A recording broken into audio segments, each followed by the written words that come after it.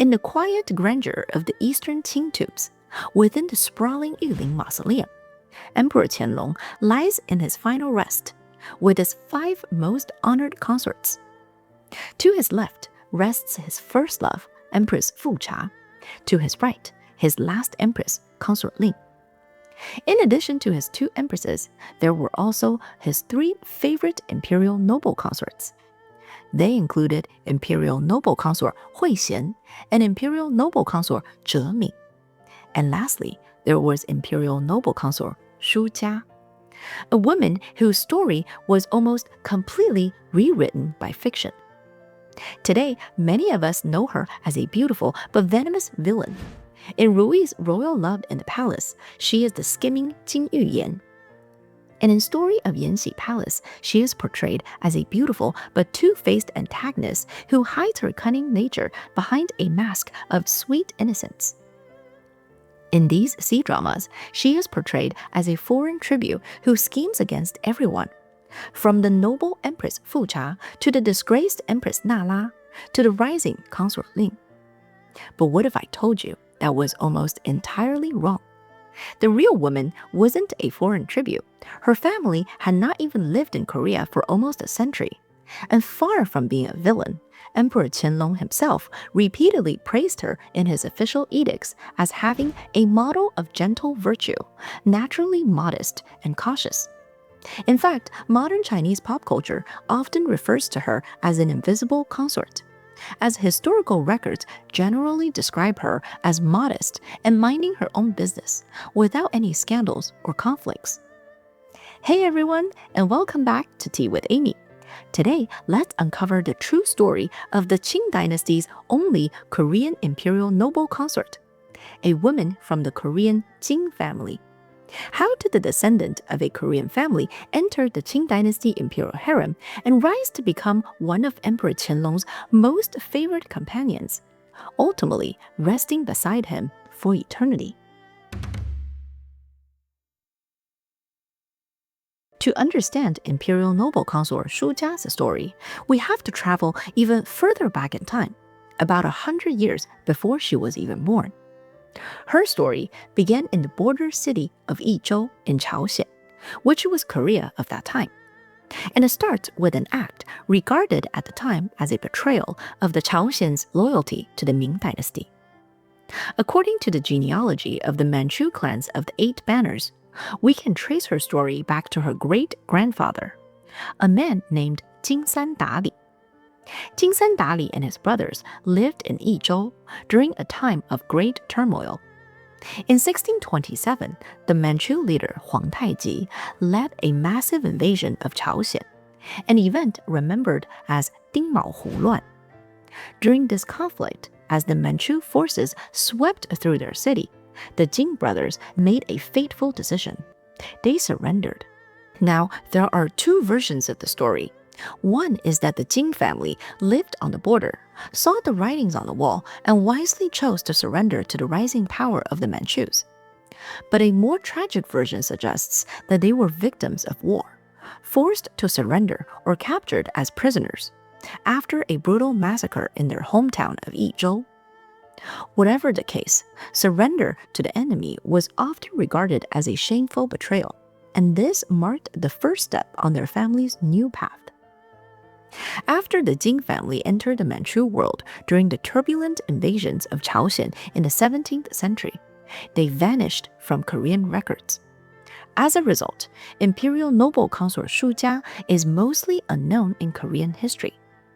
Unlike her prominence in the Qing dynasty court life, she left no legacy in her ancestral homeland. The Jing family were absorbed into the rapidly growing Manchu Empire and were incorporated into the 8-banner system as bondservants of the imperial household. By the time of consort Shu Jia's birth, her family had been living as Qing dynasty subjects for 4 generations. They spoke the language, followed the customs, and were, of all intents and purpose, fully assimilated. This brings us to her immediate family, living in a world far removed from Korean roots. Her father was Jing Sanbao, a mid-level official who held a stable position as the master of the imperial stables. Her brother was Jin Jie, who was highly capable and intelligent. He eventually rose through the ranks to become a Grand Minister of the Imperial Household Department, and later the Minister of Rights, Li Bu Shangshu. His incredible career was no doubt helped by his sister's favor in the imperial harem, a perfect example of how the family leveraged their position. During the rule of Emperor Yongzheng, members of the Jin family were still serving as official court translators.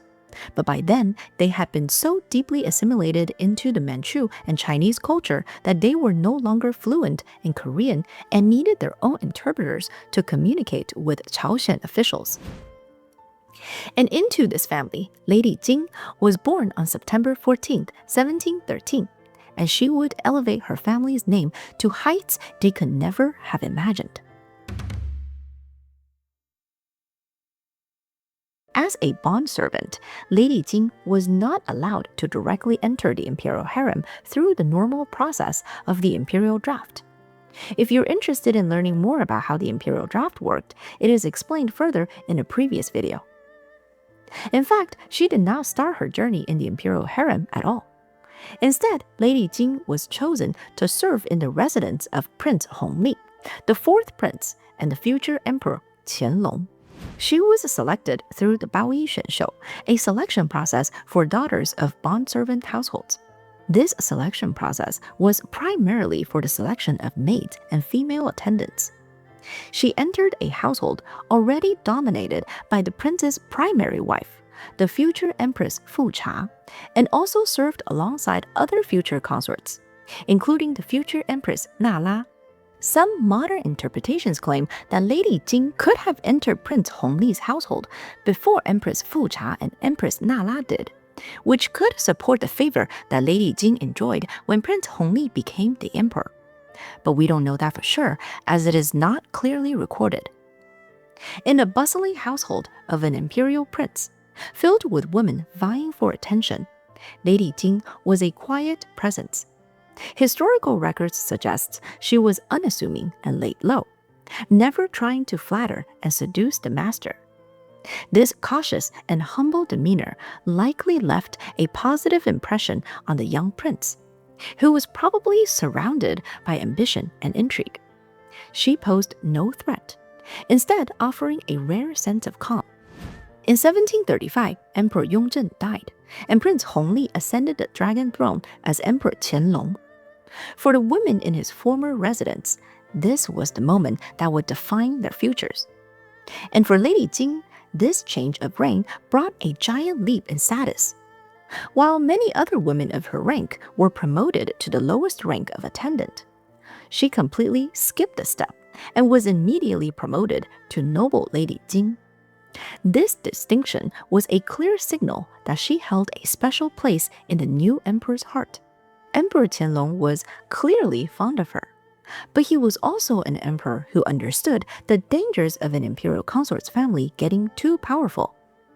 Shortly after her promotion, Emperor Qianlong issued a direct and stern warning to her father, Jing Sanbao, declaring, "You and your family must serve the country with loyalty and must not harbor any thoughts of arrogance or break the law on account of your daughter being in the palace."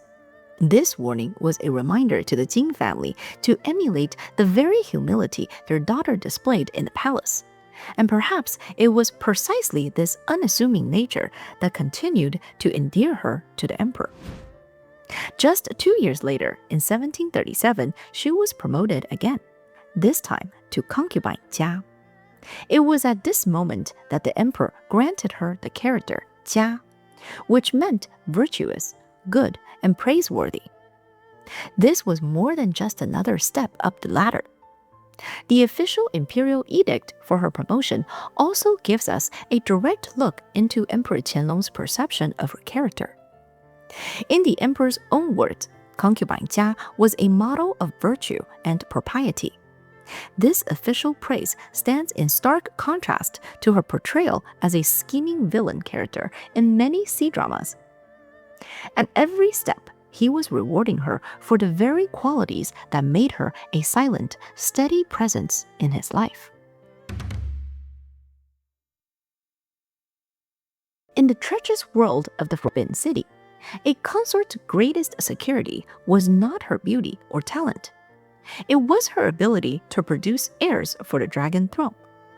And concubine Jia was definitely not weak in this area. Her journey as an imperial mother began in 1739 with the birth of her first son, Yongchen. This should have been a moment of triumph, but her timing was incredibly unlucky. It came less than 6 months after the death of Empress Fu Cha's beloved son, the secret crown prince Yonglian. With the emperor still deep in mourning, the birth of his new prince was a muted affair. Concubine Jia was not promoted right away.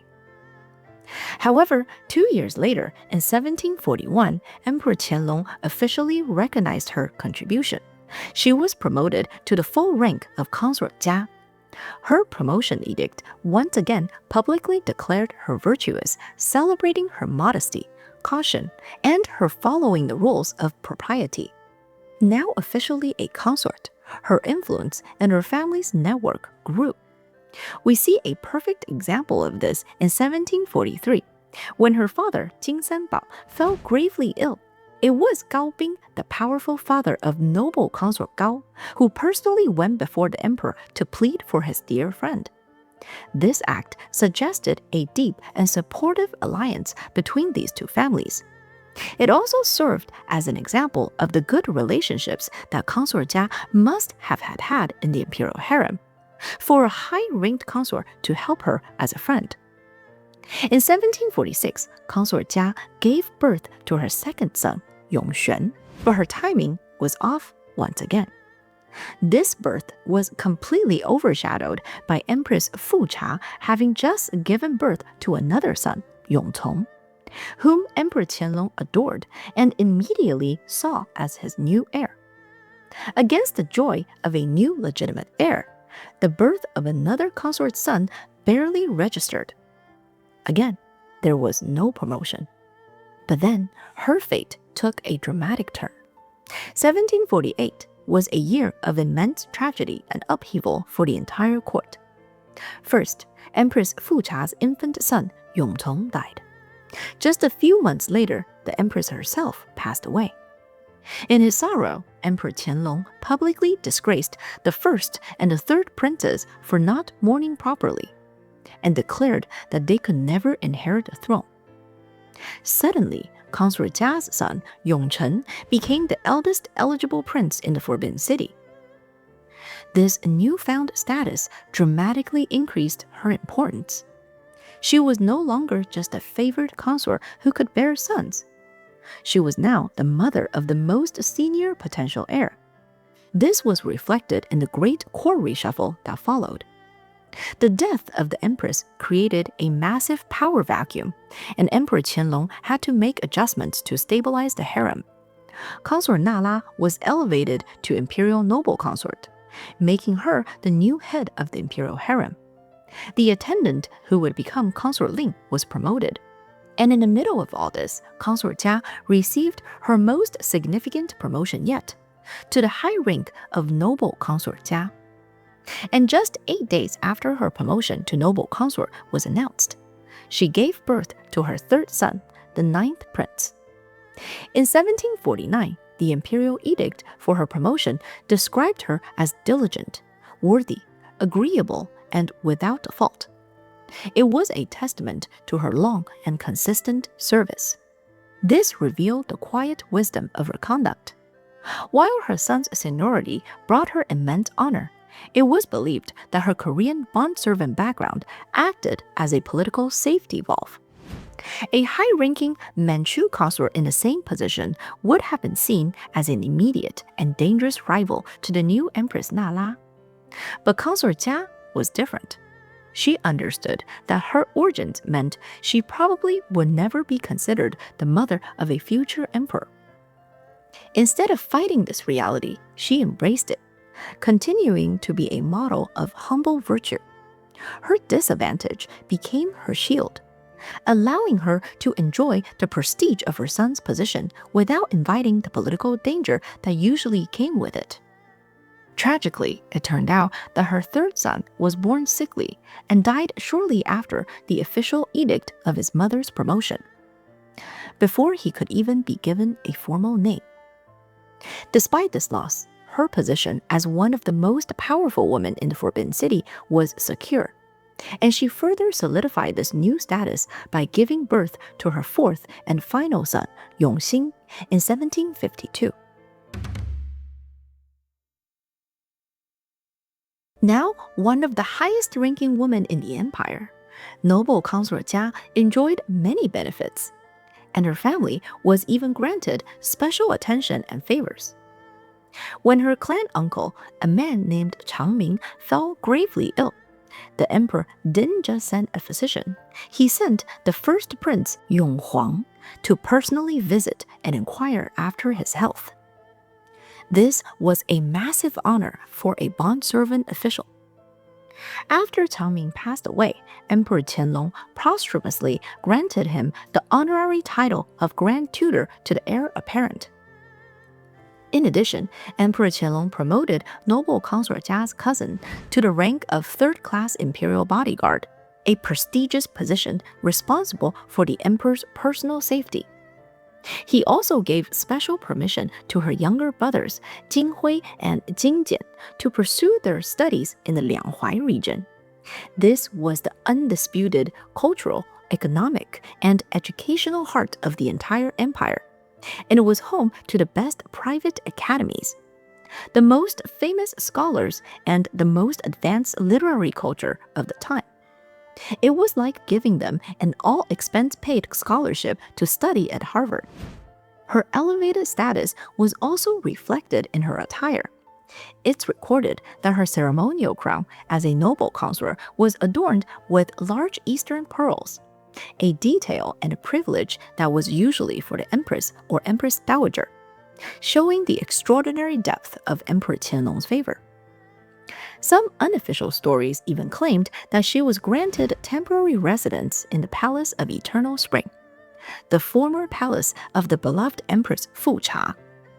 But I don't think these stories are true, because it is well documented that Emperor Qianlong sealed that palace as a permanent memorial to his beloved Empress Fu Cha after her death. This was the peak of noble consort Jia's power and prestige. But for all the honor she accumulated, she was unable to help her sons become the next emperor. Her eldest son, the fourth prince, Yongchen, was talented and well regarded. But it is widely believed that Emperor Qianlong's preferred heir at the time was the brilliant fifth prince, Yongqi.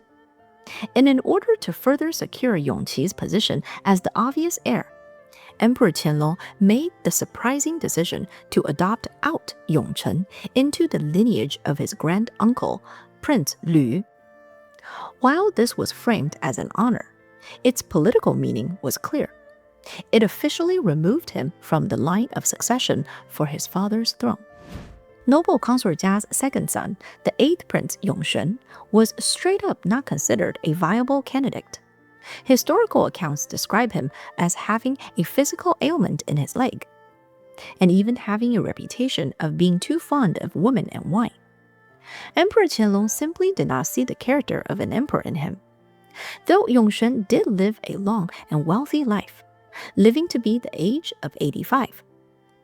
Her youngest and perhaps most brilliant son was the 11th prince, Yongxing. He was the man of immense talent, but his skills were artistic, not political.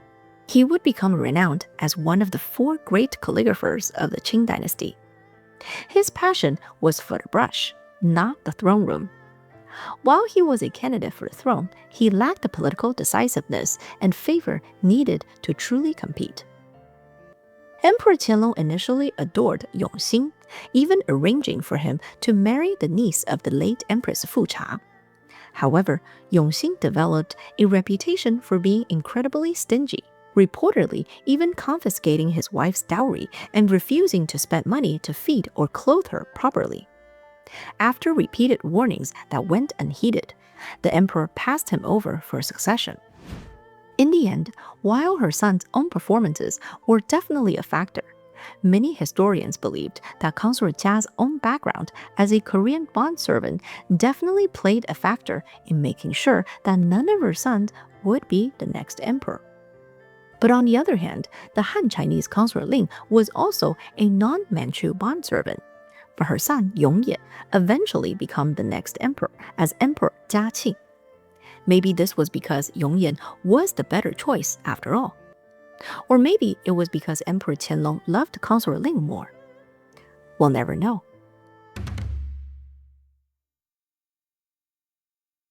On December 17, 1755, after a period of illness, noble consort Jia passed away at the age of 42. Her youngest son, the artistic Yongxing, was just 3 years old at the time. The official records of her death are brief, but some accounts mentioned one specific symptom, an abnormally high body temperature. This has led historians to speculate that her death was not from a lingering illness, but from something more acute, like heart stroke or severe infection. Another theory suggests that her death was due to a weakened body from childbirth. Noble consort Jia's final pregnancy occurred when she was 39 years old. In the 18th century, this was considered a late age for childbirth. And historical accounts suggest that it took a heavy toll on her health. The physical strain of bearing 4 sons for the empire, a great service that had secured her status, could have also severely weakened her body. In Rui's royal love in the palace, she was poisoned to death. However, there is no basis for this in any historical records or even in unofficial accounts. But perhaps the most outlandish portrayal of her death comes from the story of Yanxi Palace. In that drama, a disgraced concubine Jia is brutally strangled by the ambitious consort Xian, the future Empress Nala, as the start of Nala's descent into villainy. Just like the poisoning story, this is pure fiction with no basis in reality.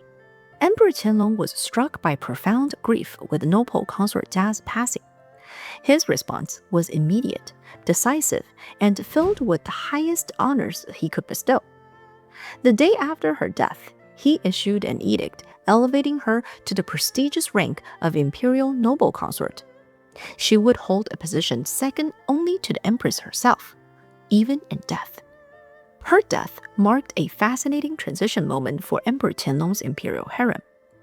10 years later, Empress Nala would mysteriously cut her hair and fell from grace in the most infamous scandal of Emperor Qianlong's reign. She also never witnessed the subsequent rise of consort Ling, who would be made imperial noble consort that same year and become the final unofficial empress of Emperor Qianlong's life. Noble consort Jia's life reflected an earlier and more stable period of Emperor Qianlong's inner court. 2 days after her passing, a grand memorial ceremony was held, and the emperor personally wrote her official eulogy.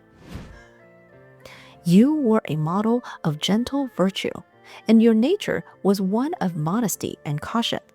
Your character was graceful and agreeable. Your gentle spirit is now distant, and your maternal grace can no longer be seen. My heart is deeply filled with grief and sorrow. This eulogy further reinforced all of her qualities that the emperor had praised her for. And it was at this moment that he granted her a new permanent posthumous name, Shu Jia. The characters mean virtuous and praiseworthy, forever cementing her legacy in the imperial records as a model consort. This was the name that many of us know her by today.